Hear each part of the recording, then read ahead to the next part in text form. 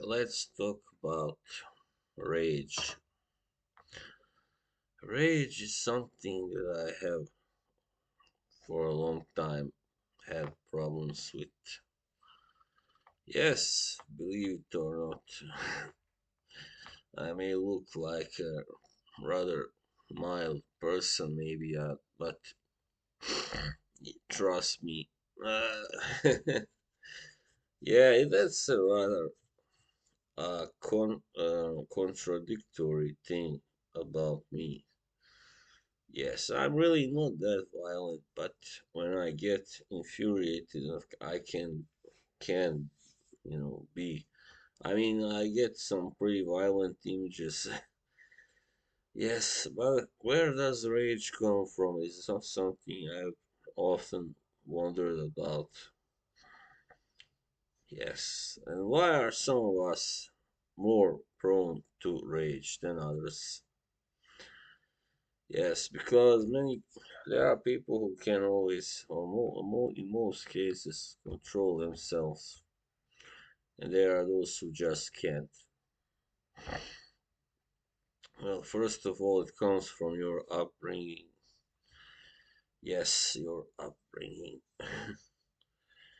Yeah, I was the way I was brought up. I grew up in a home where, I mean, it was a rather good home, but still,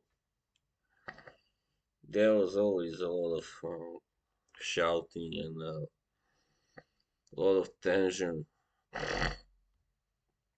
Yes, and yeah, I mean, for a long time I was forced to live in a in a home where there was a lot of bickering and fighting. Yeah, that's one thing.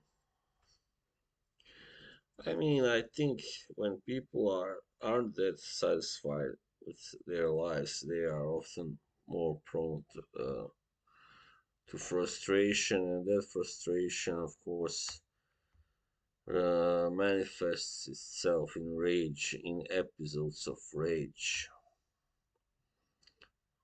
and occasionally violence as well. Yeah, when something is not good in your very home, I mean, it's something else when it's bad enough if it's about your working place and stuff like that, but in your very home, like, that's really quite terrible. Where you live, where you sleep, where you go to, relax and unwind after a hard day's work. Yes, so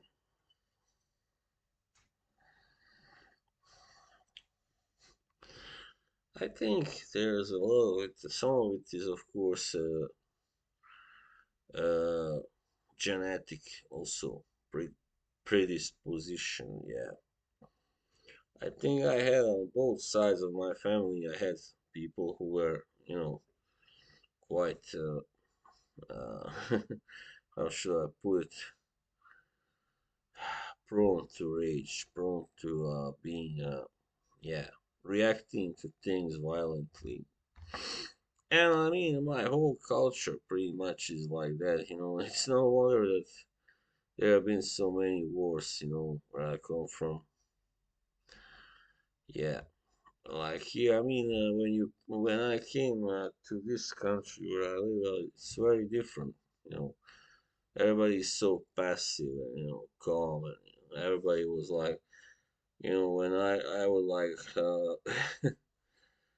when I would raise my voice out there somewhere in public, everybody's like, really like surprised and taken aback because it's not really common here.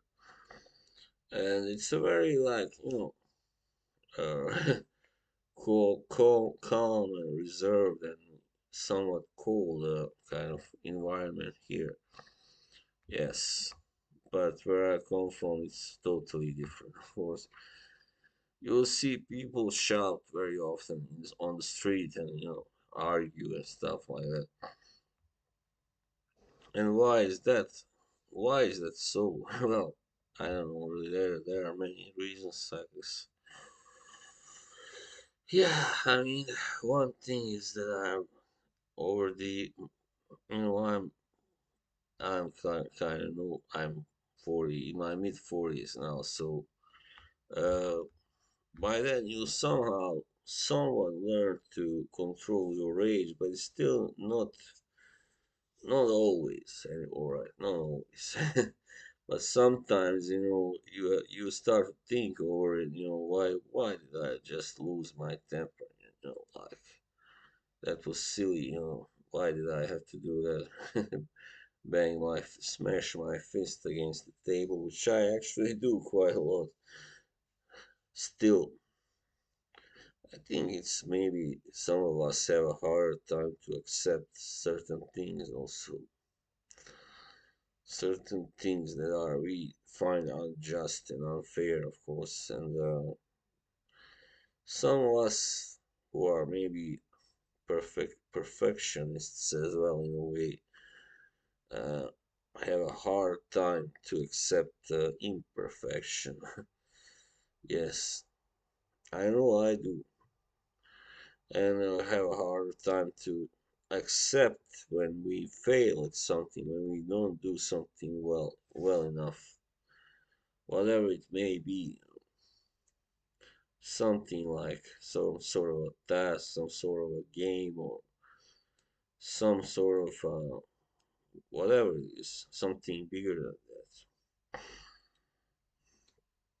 Yes, so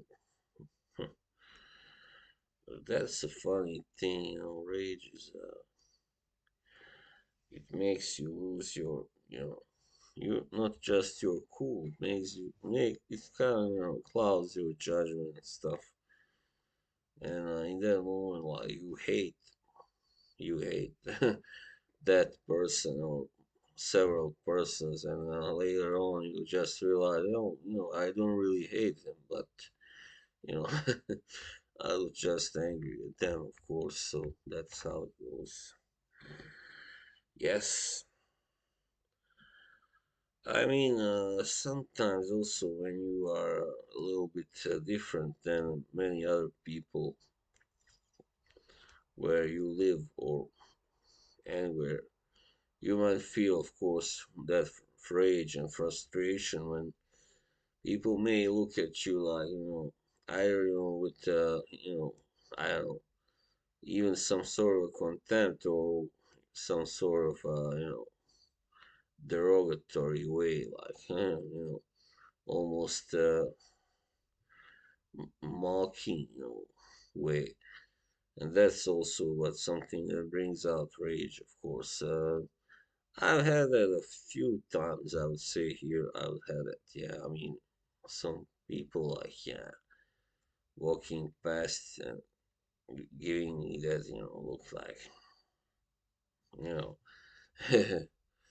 And my reaction was pretty much, I tried to ignore it, but then something in me, just some sort of, it's like the beast awakens and you it goes like, why did you do something? Makes him feel bad because I didn't react. But in when you think about it after a while, you say, well, you think it's best that I didn't do anything because might have resulted in a fight. Maybe I could have been injured also. I mean, it doesn't. It's not necessarily so that I would have won that fight, stuff like that. And so, but it's about pride as well. I think when pride is wounded, you have a lot of pride. You will usually, have a tendency to get angry as well. Yes, wounded pride. It's a little bit like that, I kind of didn't get the life that I wanted, really didn't get the education that I wanted, stuff like that. Yeah, so sometimes I was forced to take certain jobs that I felt were beneath me, but I had to, and there was no other way. So then you also kind of feel rage as well. Yeah, definitely. But you just have to roll with it and swallow both your pride and your rage. Because if you give in to that feeling of rage, really bad things can happen, and they usually do happen. You can injure someone, you can go to jail, you can lose your work, you can lose a chance to ever find a job, really a normal job, because nobody wants to hire a guy who is prone to rage attacks and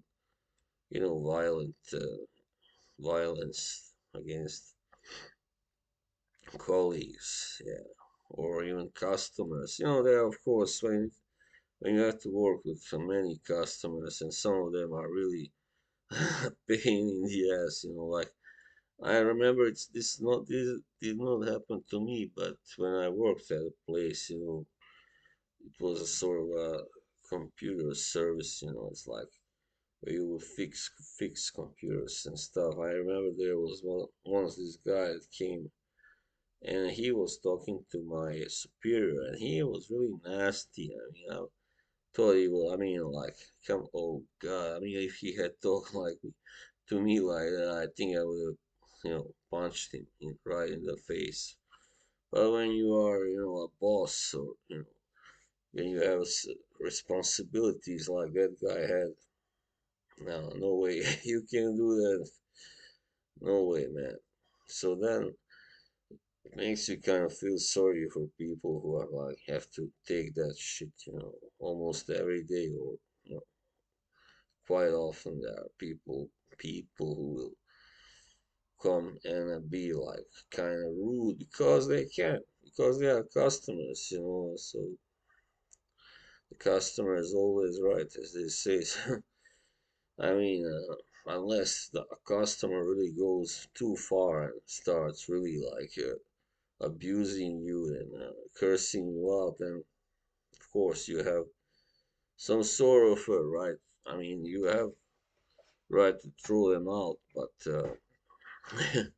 otherwise, no, not. There's kind of a limit where they can go to a certain limit, and that's the worst thing. But that limit is far enough because they can actually insult you in a way and get away with it because they're customers, alright? So they can be mean and abusive. So that's kind of the worst kind of experience for somebody who has rage issues. Yeah, I don't think I would have. I don't know. I mean, of course, I would have swallowed that. I wouldn't have really reacted, probably not in a physical way, but that would have been really terrible, terrible. Yes. So, yeah, I mean, there are many people, well, many people out there who, I mean, when you are born in a country like this, which is rich, there are people who are spoiled. There are people who don't know how to behave and how to be, polite. And, you know, they sometimes forget their manners and they just like, to bitch and complain. Yeah, so that's the big difference between this country where I was born, because over there it's different. I mean, yeah, you have people who do that, but usually nobody is expected to stand for it. You know what I mean? And that's the way it should be actually, but it's not here, unfortunately. So yeah, the rage can be really hard to deal with, to subdue, inside you. So yeah, I mean, especially when you're living in hard times. I mean, in these times today, yeah. But still, you gotta do your best and just not let it completely, because I felt at a certain point in my life that I've been frustrated for a very long time with my life and stuff like that. And then I felt that like I had become rich, like I had become rich, had totally taken over me, you know, my persona. I was being very negative. When I would go out somewhere, I would look at people and like be really kind of having nasty thoughts about certain people, which I thought didn't look right to me and stuff, didn't behave right. I was like, cursing them out inside myself, and yeah. So, but then later on, I just when I was kind of starting to get fed up with that, I was like, I would take a step back and then look at what I had been. For instance, once I was talking, I had recorded myself, all right, and it was Valentine's Day, when it's really hard to take for people who are single. And later on, I listened to that recording, and I was like, holy shit. I was so fucking pissed. I sounded terrible. I was like, was this really me? No way, man. I was like, oh man, this is bad. And then made me realize I need to do something, to work on it. And if you cannot work it out on your own, then of course you need therapy, of course. I mean, most often people need therapy, but sometimes if you are strong enough in here, you can fight it, you can win.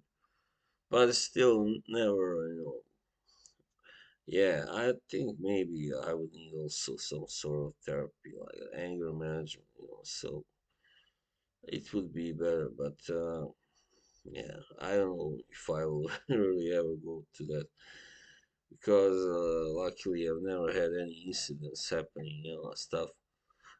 I was involved in one incident kind of quite long ago, but that wasn't really my fault. It was somebody else who was being very obnoxious. So, but anyway, that's another another story. All right. I better wrap this up now. All right. So thank you to all who will watch this and listen. Bye.